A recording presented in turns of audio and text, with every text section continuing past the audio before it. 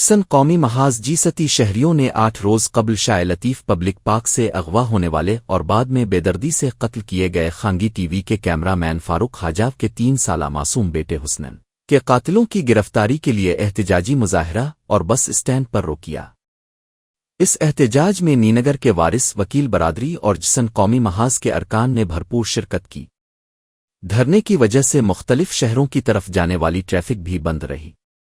مظاہرین نے احتجاج کے دوران میڈیا سے بات کرتے ہوئے کہا کہ شہر میں بدامنی حد سے تجاوز کر چکی ہے اور شہریوں کے بچوں کی حفاظت بھی ممکن نہیں رہی۔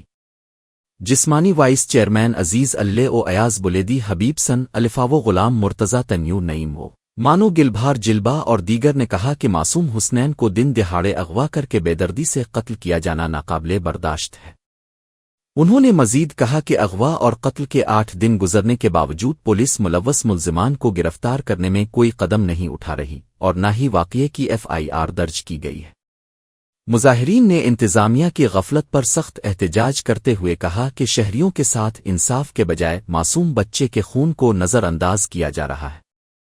فنکار سلیم رضا جلبہ اور اظہر علی جلبہ نے مظاہرے کے دوران آواز بلند کی اور کہا کہ حسنین کے ساتھ انصاف کیا جائے، دشمن کو معاف نہ کیا جائے، جس سے ماحول سوگوار اور جذباتی ہو گیا۔ مظاہرین نے مطالبہ کیا کہ قاتلوں کو جلد گرفتار کیا جائے ورنہ احتجاج جاری رکھنے کا اعلان کیا۔